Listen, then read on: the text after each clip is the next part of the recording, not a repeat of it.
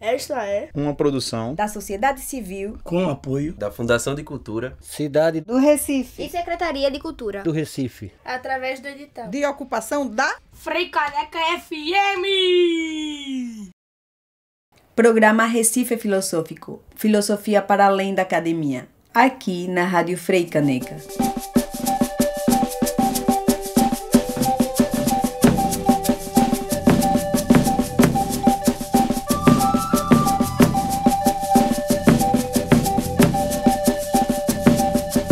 E aí, pessoas, Recife Filosófico na área, podcast que mais se garante em linha reta da América Latina. Vem com a gente ficar mais sabido. Vai se acomodando por aí, na medida do possível. Se tiver desempoeirando a casa, que já tá dando alergia, cozinhando aquele frutapão com a costelinha no molho, na pracinha de alimentação do cursinho esperando a aula começar, ou só suavão na laje de casa escutando a sofrência do vizinho, a gente vai se dar companhia pelos próximos minutos. Aproximadamente 1 hora para ser mais exato. Para quem não me conhece, meu nome é Michelangelo, professor de filosofia e teu apresentador desse podcast arretado. Resumindo para quem caiu de paraquedas, a gente vai falar um pouco sobre filosofia e sobre Recife por aqui. Nossa missão é te apresentar a ilustre Escola do Recife, a escola de filosofia mais influente do Brasil e como ela influenciou grandes pensadores que marcaram a história da nossa cidade. Se tu não sabe, Recife é uma das cidades mais importantes para o desenvolvimento da filosofia no Brasil. Vem-te embora conhecer essa história e ficar ainda mais orgulhoso da tua cidade.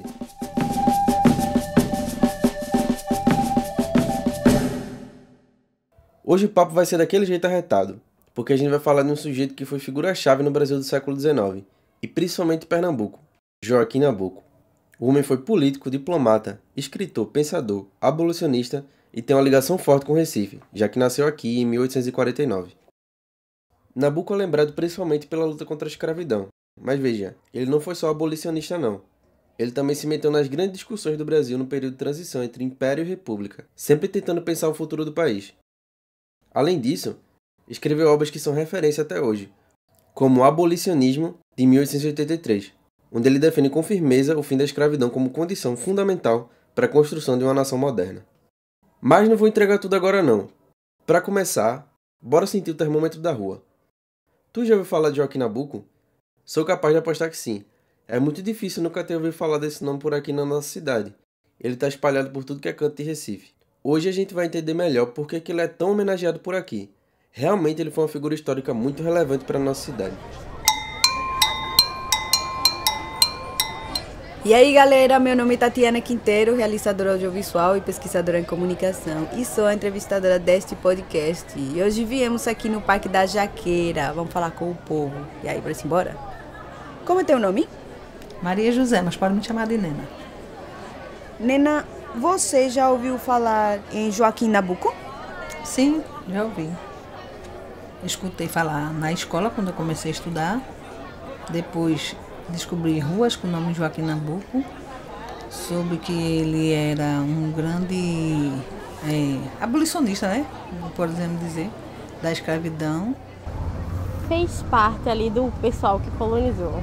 É o que eu lembro muito, muito vagamente. Evelyn, me diz, você já ouviu falar em Joaquim Nabuco? Já. O que tu já escutou falar, o que tu sabe dele? Foi uns passeios que teve da escola que apresentaram um pouco do trabalho dele, mas não me lembro tanto.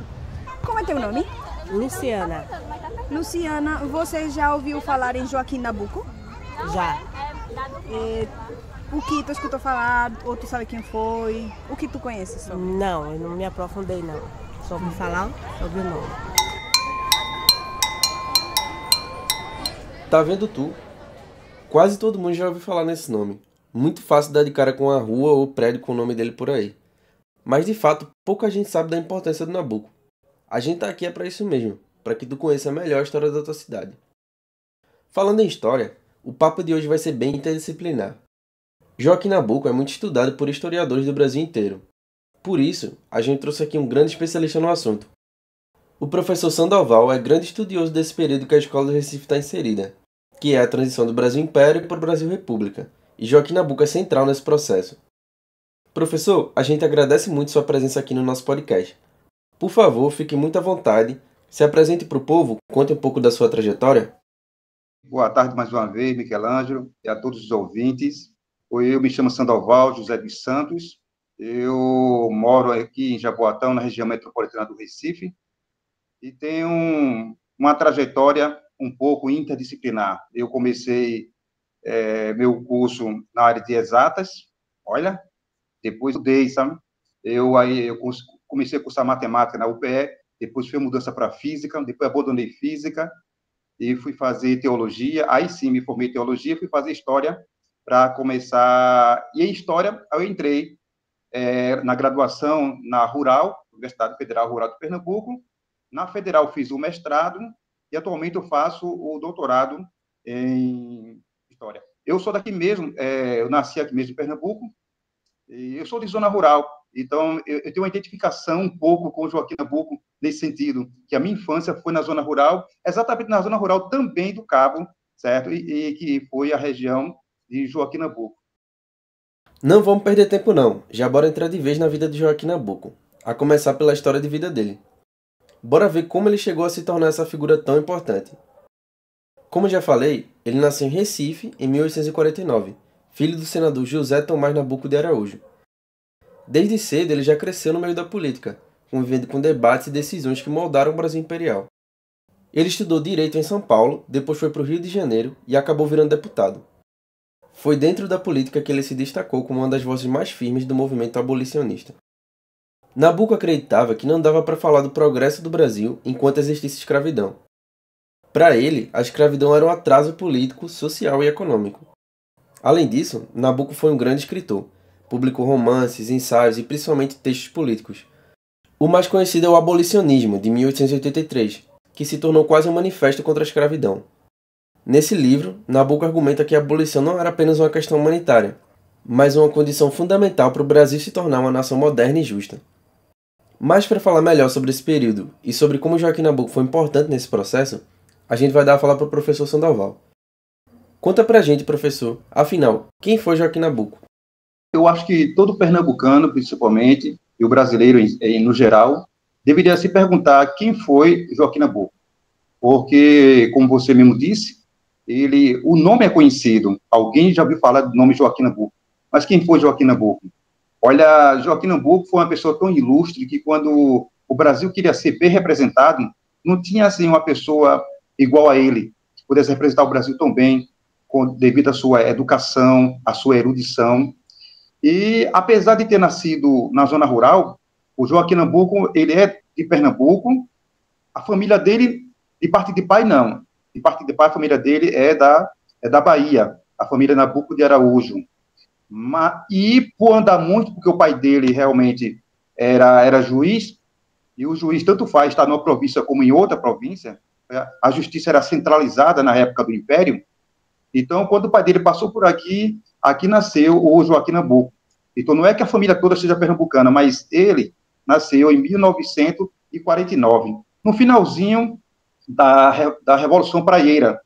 E não é por acaso que o pai dele é o juiz que vai julgar os participantes da praieira.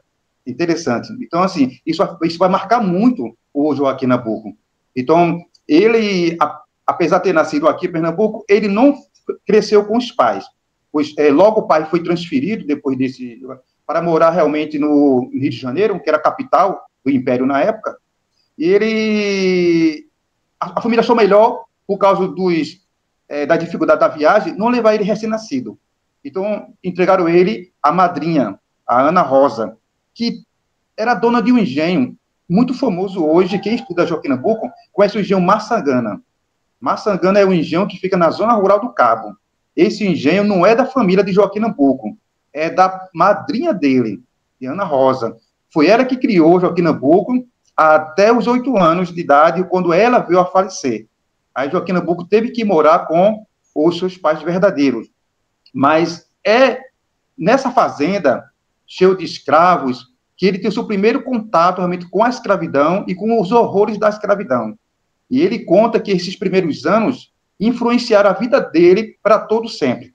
Ou seja, o que a psicanálise ensina hoje sobre a influência da infância na sua vida adulta, ele já mostrou isso.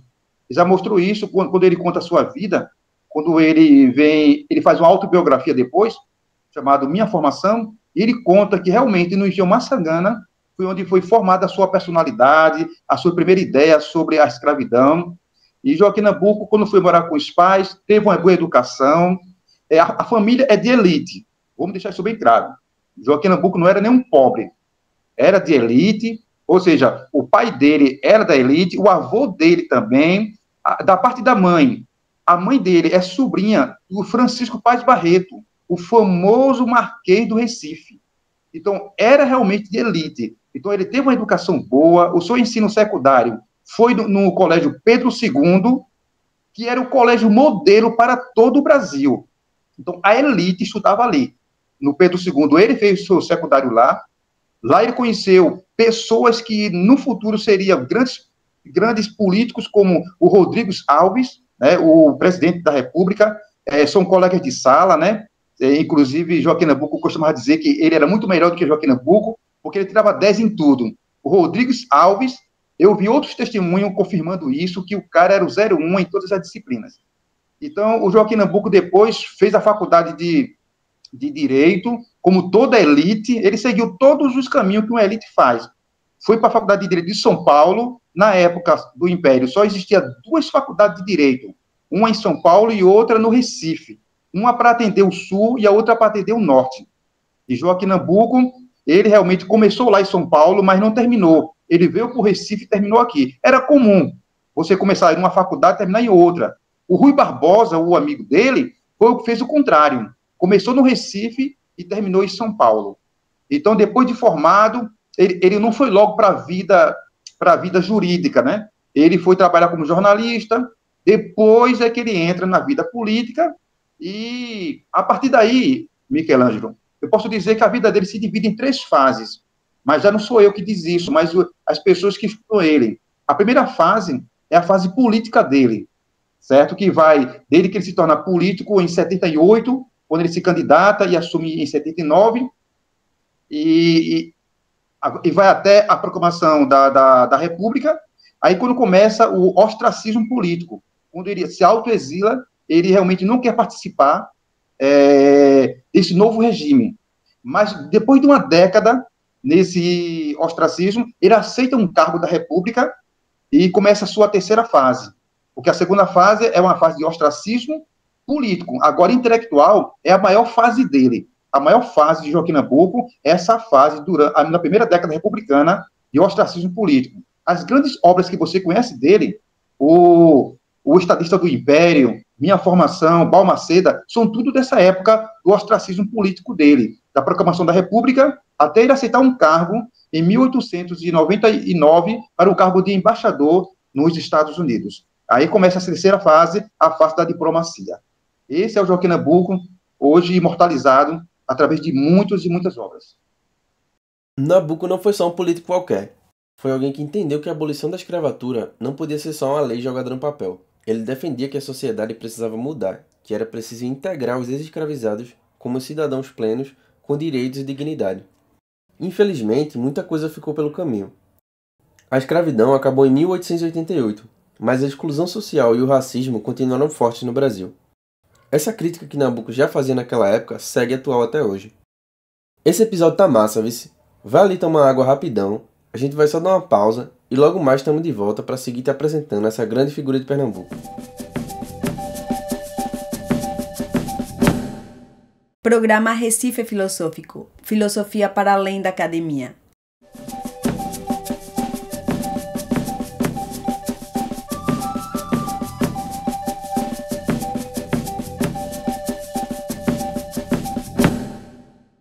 Agora, bora entender melhor como que as ideias de Joaquim Nabuco dialogavam com a escola do Recife. Vale ressaltar que existe uma certa controvérsia sobre Nabuco ser ou não parte dessa escola de pensamento, porque ele não era adepto de muitas ideias que eram centrais para esse movimento. A gente vai entender isso direitinho já já, e também vou te explicar o motivo da gente considerar ele importante para a escola do Recife e ter feito questão de trazer um episódio só sobre ele. A Escola do Recife foi um movimento de intelectuais que tentavam pensar o Brasil a partir da ciência, da modernidade e da crítica ao tradicionalismo. E é aí que Nabuco entra. Mesmo sendo mais lembrado pela política, o pensamento dele estava muito ligado às discussões filosóficas do tempo. Ele queria formar um Brasil novo, livre de escravidão, mas também com identidade própria, construindo pensamento a partir da nossa história. Então, mesmo não sendo estritamente filósofo, como alguns colegas da Escola do Recife, Nabuco contribuiu demais para essas discussões. Ele trouxe a experiência política e social da luta abolicionista para dentro do debate filosófico. Entre outras palavras, ele ajudou a ligar teoria e prática, materializando muitos temas que a escola tratava. Diga pra gente, professor, como o senhor percebe esse diálogo do Nabuco com os pensadores da Escola do Recife? Qual a contribuição de Nabuco e por que existe essa controvérsia em assumir ele como membro desse movimento?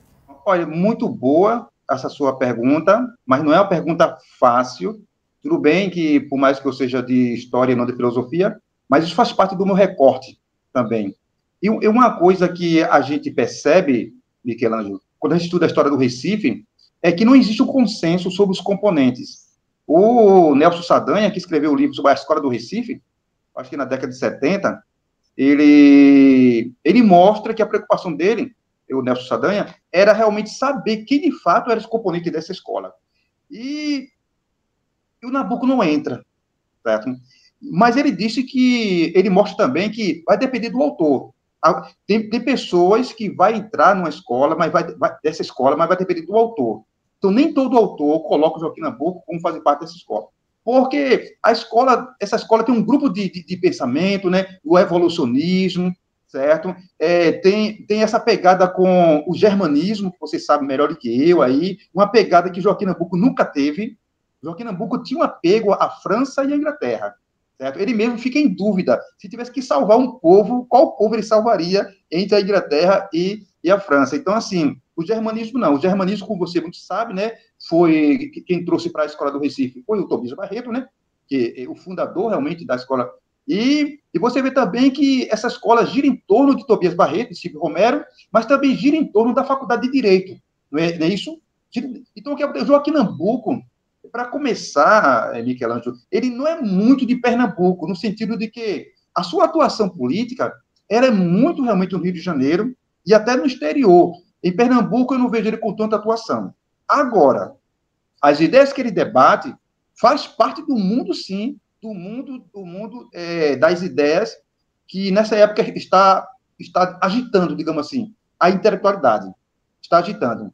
Agora, eu posso dizer que as principais ideias dele, as três principais, é a ideia do abolicionismo, primeira ideia. A segunda ideia, a ideia da federação. E a terceira ideia, a ideia da liberdade.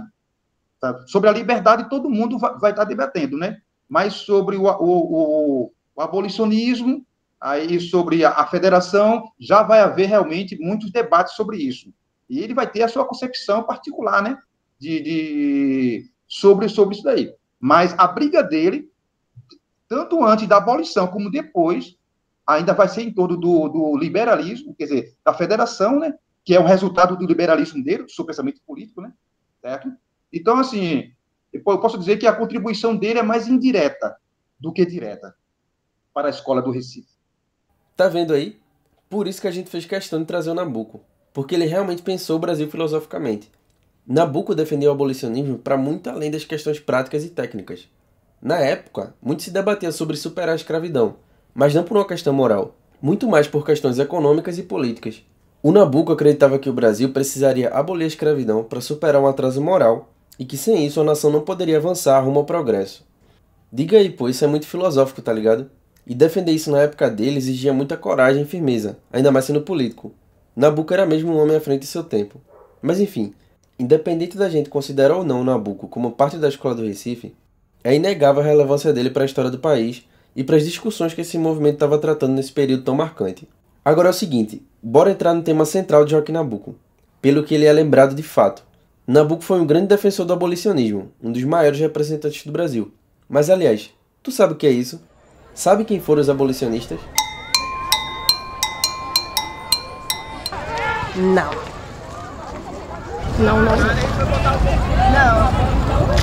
Tu sabe dizer quem foram os abolicionistas e o que eles defendiam? A abolição da escravidão. Eles defendiam os escravos, né? Lutava muito para a libertação dos escravos.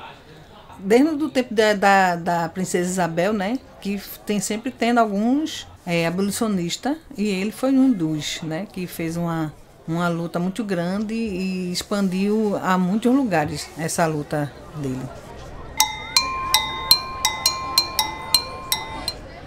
Abolicionismo foi um movimento político, social e intelectual que lutava pelo fim da escravidão no Brasil. Parece óbvio hoje em dia, mas na época, meu amigo, isso era uma batalha gigante.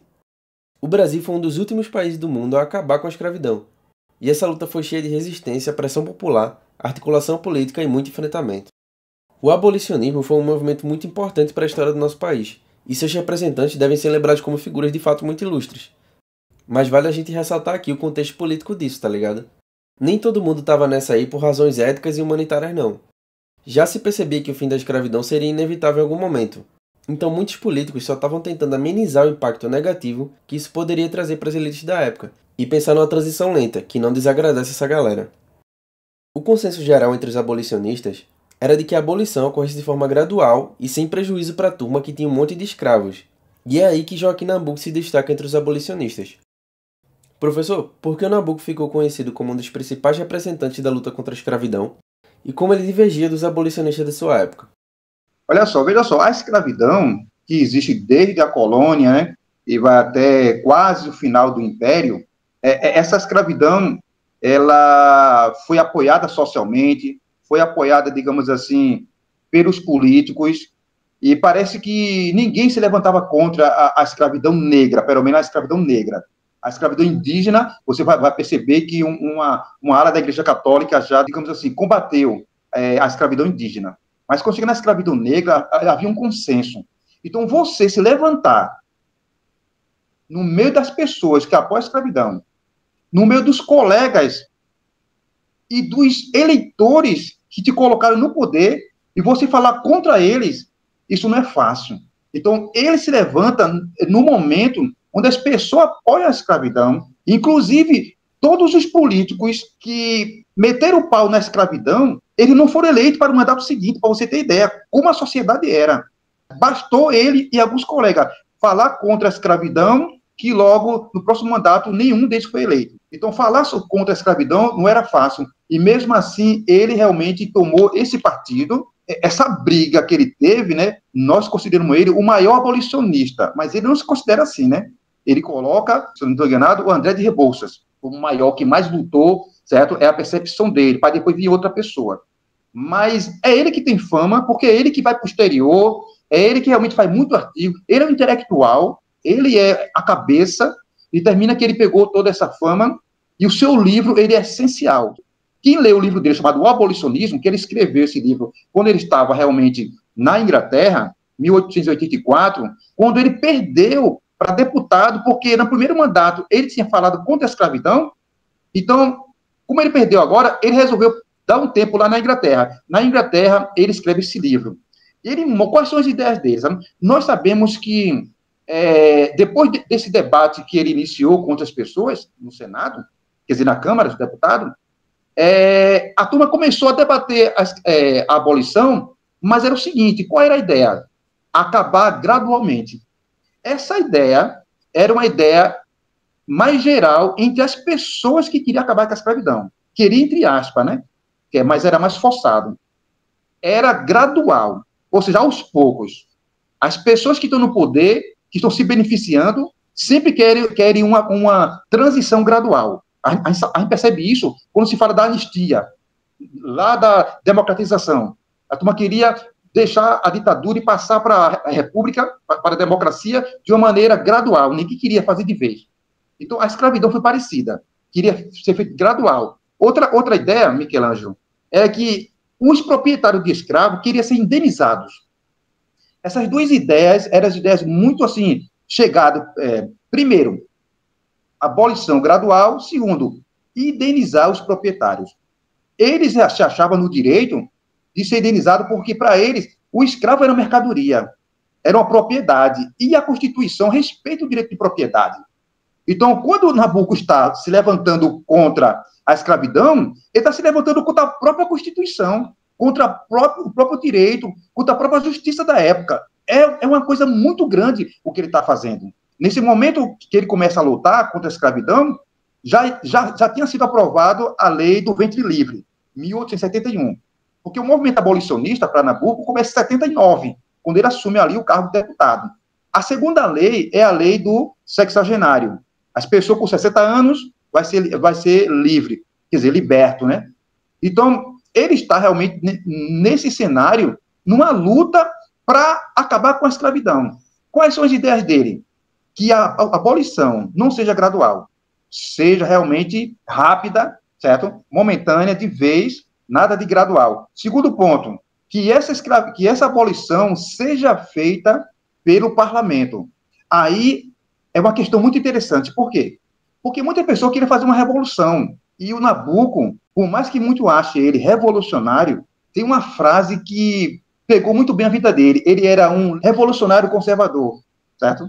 Então, assim, por quê? Porque, na verdade, ele não era adepto da revolução. E a pergunta é, mas de que revolução? Da revolução violenta. Dessa revolução ele não era adepto. Ele era adepto da revolução pacífica. Então, ele preferia que o parlamento resolvesse isso do que houvesse uma revolução com violência para resolver a questão da escravidão. Então, ele botava muita fé no parlamento. Não é à toa que a lei que acaba a escravidão é uma lei parlamentar. Você sabe muito bem, né? É uma lei que chegou na mão dos deputados, através da princesa Isabel, e eles revisaram rapidinho lá, aprovaram, mandaram para o Senado mandou para o gabinete mandou para a princesa Isabel e foi aprovado. A abolição da escravidão, ela é um ato do parlamento. E a terceira ideia que eu posso aqui frisar é que, enquanto a maioria falava somente até a abolição, ele ia além. Ele dizia que os escravos, ele precisava de ajuda. O ex-escravo, o liberto, ele precisava de terra, precisava de ajuda governamental para ele se inserir no novo mundo, o mundo da liberdade. Somente libertar os escravos, certo? Não resolveria o problema. E ele estava certo. Mas foi criticado muito na época. Não é à toa que essa ideia ninguém acatou na época. Realmente, professor, além de seu tempo. Como a gente pôde ver, Nabuco definia que abolir a escravidão não era somente libertar juridicamente os escravizados. Era preciso transformar a sociedade brasileira. Nabuco via a escravidão como a maior chaga da nossa história e é raiz de muitas injustiças que a gente carrega até hoje. Hoje tá pesado, não? Aqui termina o segundo bloco. Se aperreia não, que é rapidão. Voltando, a gente vai entender melhor a importância de Nabuco na consolidação da República e conversar um pouco sobre o Brasil pós-abolição. Será que mudou muita coisa? Espera que eu volto daqui a pouco, viu?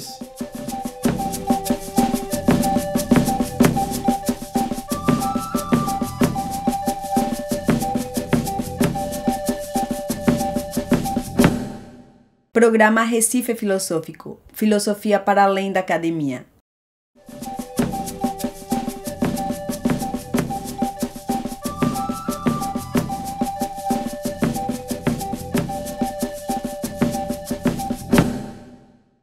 Até aqui a gente já entendeu bem o papel de Joaquim Nabuco como abolicionista e sua luta pelo fim da escravidão. Mas a história dele segue para além da promulgação da Lei Áurea, vice. Depois da abolição, ele percebeu que a grande batalha era outra. Como incluir de verdade os milhões de negros libertos na sociedade brasileira? Nabuco foi uma figura muito importante na transição do Império para a República. A República no Brasil não nasceu de um jeito suave não, tá ligado? Foi cheia de contradições, disputas de poder e interesses de grupos diferentes. E Nabuco, mesmo sendo assumidamente monarquista no começo, acabou assumindo um papel muito importante nessa fase. Ele enxergava que o país precisava se modernizar, se abrir para o futuro e construir novas bases políticas e sociais. O pensamento de Nabuco ajudou a criar um debate sobre que tipo de nação o Brasil queria ser. Ele defendia que a abolição tinha que estar no centro da formação republicana, porque sem enfrentar o legado da escravidão, a república nasceria injusta e desigual. A abolição não podia ser só uma coisa formal, mas precisava ser acompanhada de políticas que garantissem cidadania, educação e dignidade para os povos libertos. Ou seja, para ele, não bastava mudar o regime político, tinha que mudar a estrutura, tinha que enfrentar as raízes do atraso social. Professor, qual a importância de Nabuco para a consolidação da República no Brasil? Que contribuições ele trouxe? Olha, o Nabuco, ele trouxe muitas contribuições, tanto no meio social, como também no meio no meio, digamos assim, literário e no meio da produção histórica. Na produção histórica, eu destacaria um dos melhores livros que nós temos hoje sobre o Brasil Império, é de Joaquim Nabuco, chamado Nabuco de Araújo, um estadista do Império. Joaquim Nabuco, ele faz uma biografia do pai dele, chamado Nabuco de Araújo, que foi um grande político. Ele via o pai dele como um modelo de político, um estadista mesmo. O estadista, aquele homem que coloca o interesse do Estado acima dos seus próprios interesses. Esse é o estadista. Então, e ao elogiar tanto o pai, ele deixa realmente uma marca da importância dos estadistas. Hoje, a gente observa uma falta de estadista no Brasil. Eu não posso avaliar o mundo, outros países, mas no Brasil, não é uma concepção somente minha. Eu acho que a concepção de esquerda e a concepção de direita também tem essa ideia de que estamos órfãos de estadista. Então, o livro de Nabuco de Araújo, ele pode ser um bom começo para quem realmente quer entender como é ser um estadista hoje na República, na nova República. Ele também, através do seu liberalismo, porque ele fazia parte do Partido Liberal, que naquela época, na época de Joaquim Nabuco, havia 3 partidos. A turma só fala de 2, né? Não, na época dele é 3. É o Partido Liberal, o Republicano, que a pessoa esquece do Republicano, e o Conservador. E Nabuco era do Partido Liberal. E o Partido Liberal não era um partido liberal no sentido da Inglaterra. Era isso que Nabuco criticava muito. Nabuco, para José Honório Rodrigues, Nabuco era um liberal radical. Olha aí, eu falei agora mesmo que ele era um conservador, mas quando eu falo de conservador, essa concepção é de que ele não era adepto da revolução violenta. Isso deve ficar bem claro. Ele não era adepto mas ele era radical por quê? Porque ele era radical na raiz. Porque o liberal na raiz é aquela pessoa que quer reformas sociais. E ele não via o partido dele com essas ideias sociais. Então, quando ele está criticando a escravidão, ele está criticando os próprios colegas. Por quê? Porque quem tinha escravo não era só as pessoas desse partido. O conservador tinha escravo e o liberal tinha escravo. Até o republicano tinha escravo no começo. Depois que o republicano é que vai sair realmente dessa linha.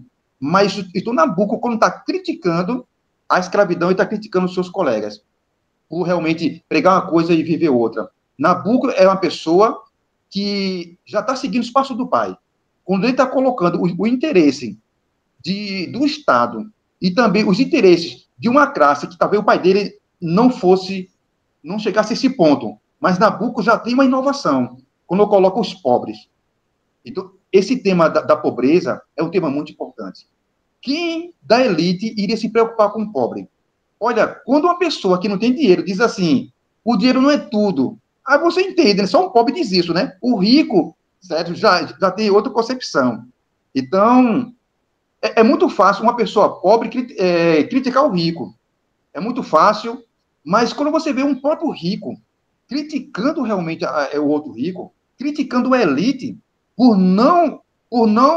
por ser insensível com a questão social, isso, para mim, é uma das grandes contribuições de Nabuco. Essa sensibilidade para com os pobres, não somente para com os negros, mas com os pobres. Nabuco tinha uma ideia de que a escravidão, né, e suas consequências, como a pobreza, ela é moralmente um mal. Olha só. Então, na questão agora do mal, não é só uma coisa de atraso econômico, é mais do que isso, é um atraso moral. Uma pessoa que não se preocupa com todos os povos que compõem uma nação, certo? Isso é um mal na visão de Nabuco. Então, ele trouxe essas contribuições do ponto de vista social gigantesco. E hoje, o seu pensamento é preservado através de seus escritos, através de instituições como a Fundação Joaquim Nabuco, uma instituição muito interessante para preservar o que uma pessoa feita Joaquim Nabuco deixou para nós. Isso é muito interessante a gente ver que lembrar essa época da transição, porque Michelangelo, se tem uma coisa que ficou muito claro na época, é que, do ponto de vista social, a mudança foi quase zero. A mudança de monarquia para a república. O pobre mesmo, do sertão, para ele tanto fazia, porque parece que não chegou os efeitos para o pobre. Então, quem é que estava ganhando? Uma oligarquia começou a ganhar.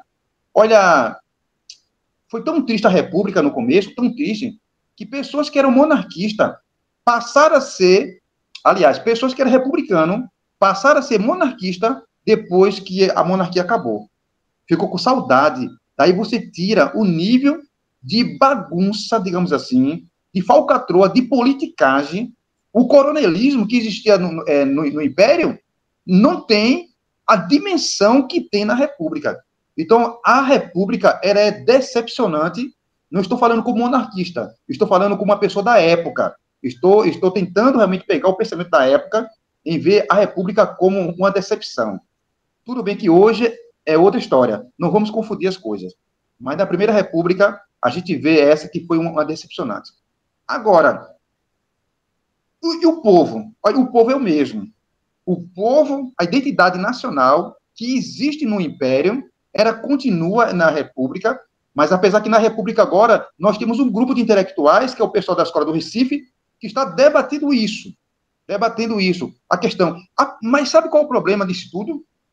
É o que disse Joaquim Nabuco. Ele disse que a elite, ela própria não tinha uma mentalidade nacional. Como é que você vai esperar que os políticos, certo, tentem implementar, façam uma construção de uma identidade nacional, porque nós sabemos que a identidade nacional é uma coisa construída?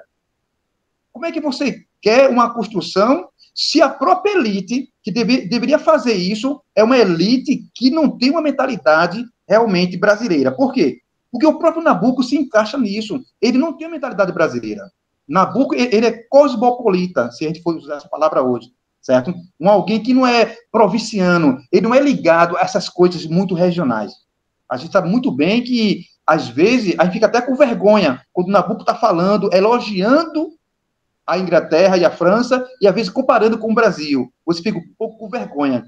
Então, o próprio Nabuco, ele tinha uma mentalidade europeizada, como digamos assim, uma mentalidade muito ligada à Europa. Então, foi muito difícil construir, naquele momento, uma identidade nacional com aquela elite. Foi preciso que surgisse outra elite, para que realmente fosse construída a identidade nacional.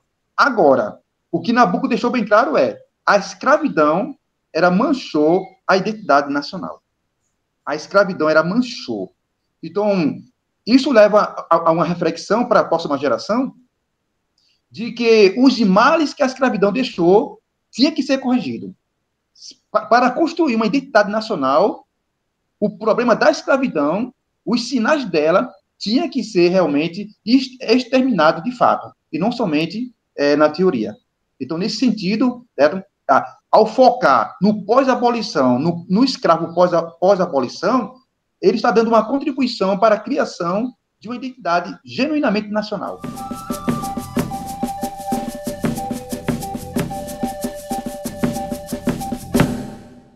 Dá pra ver como Joaquim Nabuco era um homem múltiplo.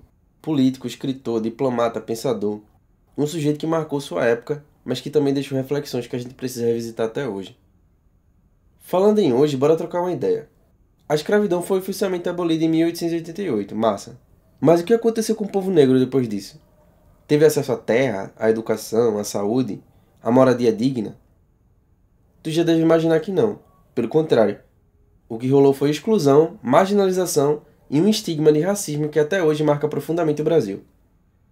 Se tu parar pra pensar, muita coisa que a gente chama de problema social hoje tem raiz lá na escravidão. A desigualdade, a violência, a falta de oportunidades, o preconceito, tudo isso é herança de uma história mal resolvida. É como se a abolição tivesse sido feita só no papel, mas não tivesse vindo acompanhada das mudanças necessárias para garantir de fato a liberdade dessas pessoas. Foi tanta luta pelo fim da escravidão, mas aí fica a questão. Será que a abolição resolveu os problemas do povo negro no Brasil de hoje? Será que a luta contra a escravidão já acabou? Me diz o que tu pensa disso.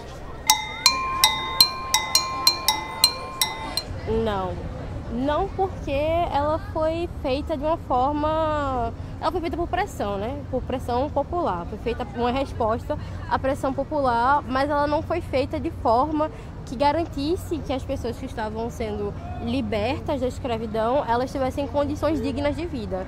Então, simplesmente, o pessoal foi jogado e sem políticas públicas que, de fato, realocassem essas pessoas e dessem condições para que essas pessoas pudessem ter uma vida digna, pudessem ter um emprego digno.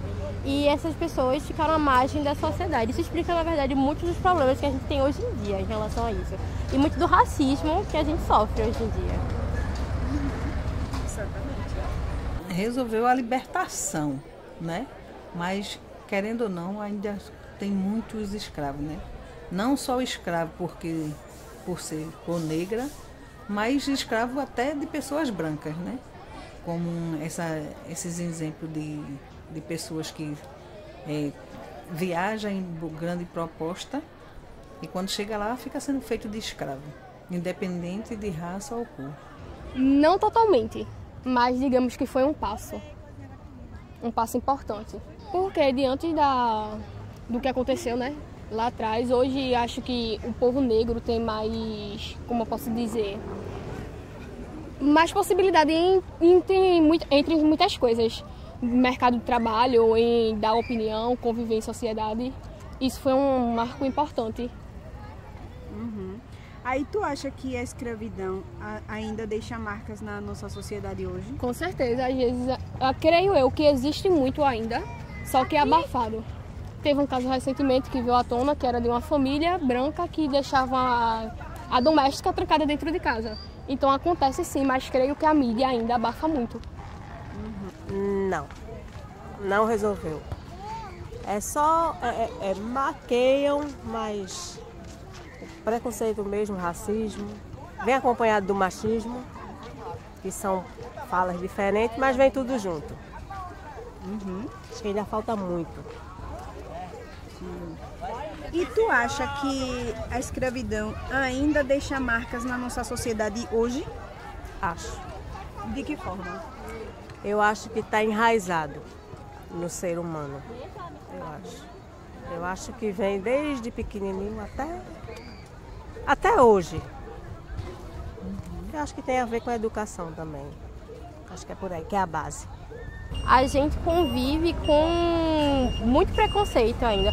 Tem muitas pessoas que não falam, que não se consideram racistas, mas eu acho que devido à estrutura do nosso país e a forma que ele foi construído, que a nossa sociedade no Brasil ela foi construída, é meio difícil você às vezes não ter atitudes racistas, mesmo que você não perceba isso. Eu acho que o primeiro passo para a gente começar a combater isso de fato é entender que às vezes, mesmo inconscientemente, a gente tem esse tipo de atitude e que isso prejudica outras pessoas. Já me aconteceu diversas vezes de eu estar consumindo no mercado, de eu estar fazendo compras ou algo do gênero, perto do trabalho, perto de casa, e no mercado onde todos os funcionários usam farda e as pessoas lidarem comigo, pessoas brancas lidarem comigo como se eu trabalhasse lá. Então, assim, são coisas que parecem pequenas, mas no dia a dia fazem com que a gente ache que a gente não pode ocupar certos locais. Então, sou estudante de jornalismo e às vezes também é muito difícil ver que a maioria dos lugares que eu ocupo hoje em dia, que eu trabalho eu sou estagiária de assessoria de comunicação, então eu frequento muitos lugares com pessoas que estão ali na frente de políticas públicas, e na maioria desses lugares é difícil ver pessoas como eu, que pareçam comigo, em locais de oportunidade, em locais de trabalho, que estejam à frente de outras coisas, geralmente são em subempregos. E aí são algumas dessas marcas que eu acho que ficaram desse momento de jogar a gente de lado e não realmente criarem uma política pública que garantissem que a gente tivesse oportunidades de crescer como todas as outras pessoas. Analisando direitinho, parece que a abolição foi mais simbólica do que prática, né não? E que as feridas desse processo ainda estão muito abertas. A gente precisa correr muito atrás para resolver esse prejuízo de mais de 3 séculos. E é justamente nesse ponto que entra a importância de Joaquim Nabuco. Ele já percebia lá atrás que a abolição não podia parar na assinatura da lei, que era preciso ir além, mexer nas estruturas da sociedade. Nabuco falava de reparação, de integração do povo negro à vida cidadã, coisas que a gente ainda hoje vê que estão longe de serem plenamente realizadas. Então segura aí que no próximo bloco a gente vai finalizar falando sobre o legado de Joaquim Nabuco. O que é que ele deixou de tão importante para a história do Brasil? E o que é que a gente pode aprender com ele hoje? Fica por aí, corre não, vice.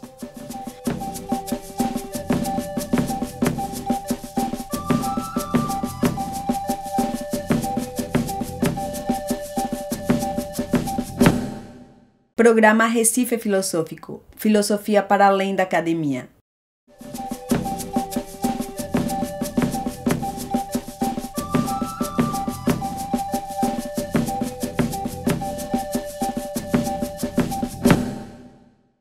Agora chegou a hora da gente fechar esse papo massa, falando do legado desse grande sujeito. A esse ponto, tu já sabe que ele não é só um político aleatório que dá nome a umas ruas por aí não. Nabuco foi um dos maiores nomes que já pisou por aqui. Ele foi uma figura fundamental para a abolição da escravatura no Brasil e também um pensador que sonhava com um país diferente, mais justo e mais humano. Um cara que tentou empurrar o Brasil para frente num momento de grandes mudanças. O legado dele está tanto nas ideias quanto nas ações. Foi ele que defendeu que a abolição tinha que vir acompanhada de uma verdadeira transformação social, de integração e de oportunidades iguais. Só que é importante lembrar, ele também tinha suas contradições, tá ligado? Como todo grande personagem da história. Nabuco refletia as tensões e os limites do seu tempo. Ao mesmo tempo que lutava pelo fim da escravidão, fazia parte de uma elite que tinha dificuldade de enxergar o negro liberto como protagonista da sociedade. Essa ambiguidade faz com que o legado dele seja ainda mais interessante de discutir. Mas então, professor, qual foi afinal o legado que Nabuco deixou para o Brasil e por que a gente ainda precisa olhar para ele hoje? Olha, eu acredito que, do ponto de vista do pensamento filosófico mesmo, político, filosófico, ele teve, assim, o seu legado, ele nem sempre ele é debatido. Por quê? Porque, às vezes, a historiografia, tanto o historiador como o filósofo, ele está deixando de parte muitas coisas que Nabuco defendia. Só porque a sua corrente política hoje não é adepta. Eu vou dar um exemplo, Michelangelo. O tal do parlamentarismo. Quando ele elogia a Inglaterra, quando ele elogia a monarquia, porque nós sabemos que Joaquim Nabuco foi monarquista até o fim da vida dele, podemos dizer assim. Quando proclamou-se a República, ele não quis graça com o novo regime. Babaram ele para receber cargo, ele não queria. Só depois de 10 anos foi que ele aceitou um cargo, certo? Ele tem um artigo chamado Por que eu continuo sendo monarquista? Então, ele tem uma idealização da monarquia muito interessante. Só que o problema muitos estudiosos de Joaquim Nabuco ter focado somente na forma de governo monarquia e esquecer do parlamentarismo. Então, como você é republicano e eu sou republicano, a gente, às vezes, deixa de lado essa contribuição que ele deu. Não estou falando aqui da monarquia, mas estou falando do parlamentarismo. Porque o parlamentarismo ele é compatível com a república. A monarquia, não. E por que é que hoje, o filósofo de hoje e o historiador de hoje, mesmo sendo republicano, ele descarta a discussão desse legado de Nabuco, chamado legado do parlamentarismo? O parlamentarismo, ele tem uma coisa muito interessante. Ou seja, o Fernando Henrique Cardoso, sociólogo, que depois tornou-se presidente da República, ele chegou a mencionar que o Congresso, ele não sofre nada se ele errar. O presidente pode ser impeachmentado, o STF também, mas o Congresso não. Ele pode ser contra o povo, fica por isso mesmo. E no regime parlamentarismo, e o Nabuco fala sobre isso, certo? Ou seja, no regime parlamentarismo, você pode corrigir isso. Então, para Nabuco, isso era muito mais viável do que o sistema presidencialista. Aí você pode dizer, não, mas isso só serve para a Europa. Olha, quem está analisando não sou eu, não. É Nabuco mesmo que está analisando. É um cara da época que viveu nos dois países. Nabuco viveu tanto no Brasil como na Inglaterra. Ali também teve vivido também nos Estados Unidos. E ele comparou, e ele viu, ele que diz. Não é que ele tenha uma paixão muito grande pela monarquia acima da república, não. Não é bem assim, não. A paixão dele é que ele viu que para o Brasil, naquele momento, o melhor era o parlamentarismo, juntamente com a monarquia. Mas se todos nós aqui somos republicanos, os monarquistas são minoria, e por que a gente evita o debate do parlamentarismo? Que é um legado muito interessante de Nabuco. Porque evitamos até discutir esse assunto. Então, parece que a gente não está disposto nem sequer a discutir um dos maiores legados de Nabuco sobre o pensamento político, filosófico, que é o sistema de parlamentarismo.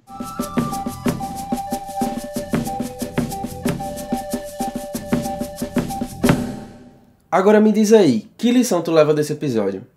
Com certeza teve muita lição valiosa por aqui, mas vou deixar para tu refletir sobre talvez a principal delas, que é a importância da gente conhecer a história, sobretudo a história do Brasil. Meu irmão, a ideia é uma só. Se a gente não conhece a nossa história, a gente vai ver tropeçando nos mesmos erros, tá ligado? A história não é só ficar decorando data em nome de gente, não. Ela é o caminho que explica por que a gente chegou até aqui e por que as coisas ainda funcionam ou não funcionam desse jeito. Quando a gente olha para figuras como Joaquim Nabuco, não é só sobre o passado que a gente está tratando, é sobre entender os debates que moldaram o Brasil que a gente vive hoje e sobre o que a gente quer construir para o futuro. O abolicionismo, a república, a luta contra a desigualdade, tudo isso são questões que ainda estão batendo na nossa porta. Conhecer a história é ter munição para pensar o presente e projetar o futuro. Então, professor, explica aí para o nosso povo qual a importância da gente conhecer a história, principalmente a história do nosso país, do nosso estado e da nossa cidade. Eu digo para os ouvintes o que eu digo para os meus alunos que vão fazer o Enem. A história, o estudo da história, além de ser prazeroso, eu estava dizendo isso, que todo mundo compra livro de história. Não é feito de geografia, e nem todo mundo vai comprar, ou de sociologia, um pessoal mais específico. Não estou falando aqui de qualidade, estou falando de um pessoal que tem um gosto por história. Mas qual é a praticidade de você estudar história? Eu sempre digo ao aluno que o estudo da história, ele ajuda você a pensar os problemas presentes. Ele ajuda você a ter um pensamento crítico. Sempre que você estudar a história do Brasil, você tente pensar no Brasil de hoje. Se você não fizer isso, você haverá apenas um saudosismo, uma nostalgia, algo do tipo. Mas não será nada que traga mudança concreta para a tua vida e nem para a sociedade que você vive. Então, o estudo de história, ele precisa ser levado a sério quando você tem em mente os problemas do Brasil. Para isso, você precisa conhecer o Brasil. Na época de hoje, de rede social, onde as pessoas não querem um livro, só querem postagem pequena, tem mais essa, pequena. Se tiver 5 páginas, já não quer mais. Então, na época de hoje, conhecer o Brasil está muito difícil. Muito difícil. Com tantas informações, eu continuo dizendo que está muito difícil. Por quê? Porque as pessoas de hoje são as pessoas que parecem não valorizar o conhecimento. E como é que uma pessoa dessa vai pegar um livro de história grosso e valer essa história? É preciso que essa pessoa tenha vontade de transformar a realidade brasileira. Se essa pessoa não tem preocupação com o pobre, se essa pessoa não tem preocupação com a inclusão social, educacional, se essa pessoa não tem preocupação com quem está lá em cima governando, se essa pessoa não se preocupa com nada, então, assim, o livro de história talvez fique de graça para essa pessoa. Agora, se ela quer fazer uma mudança, eu começaria pelo livro de história. Porque ali você vai ver, certo? Quais foram as boas ideias que se perderam no tempo e quais foram os entraves que colocaram. Você estudando a história, você vai entender que por trás das ideias existem as pessoas. E por trás das pessoas existem interesses. E você vai entender por que foi que uma ideia não deu certo. Então, você pode realmente pegar essa ideia e tornar ela como nova. Uma ideia que foi ultrapassada por preconceito e não por causa de qualidade. Você pode pegar essa ideia e trazer para o presente e fazer uma grande mudança. Eu acredito que muitas das ideias novas, certa pessoa falou isso, nunca foi nova, certo? As ideias que você mostra como nova são ideias antigas que você recuperou. E eu acredito, Michelangelo, que lendo os livros de história, você vai recuperar muitas dessas ideias. Meu irmão, que conversa massa a gente teve hoje. Foi bom demais conhecer um pouco mais da vida e obra de Joaquim Nabuco e ao mesmo tempo entender melhor os rumos que trouxeram o nosso país para o que ele é hoje. Ao senhor, professor, só tenho a agradecer. O senhor conhece o Brasil como ninguém. Sua presença aqui é sempre muito bem-vinda. Um grande abraço. Eu quero agradecer pela oportunidade, né? É a primeira oportunidade que eu tenho de falar, certo? Numa rádio ou no podcast. Então, eu quero parabenizar pela democratização do conhecimento que você está trazendo. Isso que você faz é uma democratização do conhecimento. Eu sei que hoje estamos num mundo polarizado, onde as pessoas só querem ouvir o seu lado. Então, eu faço um apelo para que as pessoas, mais uma vez, certo, voltem ao livro de história para uma época que não havia nem direita nem esquerda, para que talvez assim você escute. Porque se hoje, Michelangelo, você vier com a ideia, a turma diz, eu não quero porque você é de esquerda ou de direita, sabe? Então, qualquer ideia que a turma apresente hoje, a turma associa logo à corrente política, não vai associar nem à qualidade. Isso está sendo muito ruim para o Brasil. Eu faço doutorado em História e eu estudo História da Polícia. Eu tenho alguns vídeos no meu canal, eu tenho um canal muito safadinho, como diz o povo, é um canal Sandoval Santos no YouTube. Eu deixei algumas dicas lá para pessoas que iam fazer o concurso da Polícia Militar, e lá tem algumas coisas sobre a história de Pernambuco, né?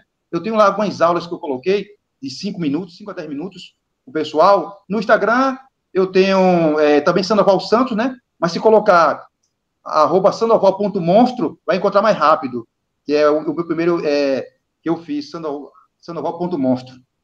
O pessoal tem essa ideia de chamar outro de monstro quando sabe muito, às vezes o pessoal exagera, e acha que ele sabe muito e fica se chamando de monstro. Aí sou conhecido também como monstro. Então é isso, Michelangelo. Eu agradeço muito essa oportunidade e sucesso nesse programa.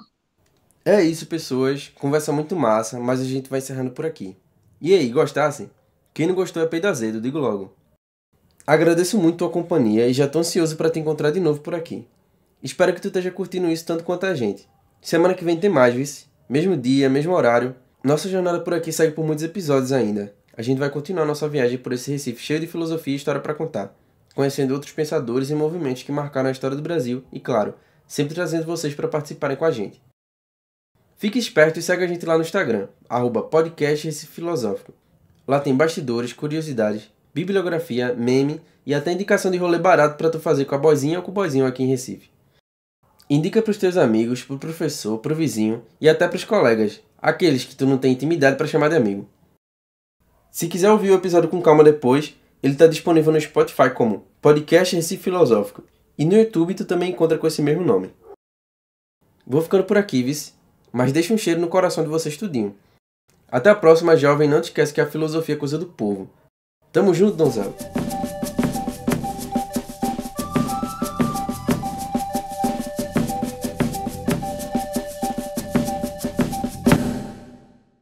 Direção e roteiro, Michelangelo Souza da Costa. Codireção e produção, Tatiana Quinteiro. Captação de som, Márcia Rezende. Montagem e finalização, Marcos Haas. Trilha sonora, Experimentos do Baque. Na direção de Mirte da Flauta e Sintra. Freicaneca FM. Toca cultura, toca Recife, toca você. Esta é uma produção Da sociedade civil, com apoio Da Fundação de Cultura Cidade do Recife. E Secretaria de Cultura. do Recife. através do edital De ocupação da Freicaneca FM.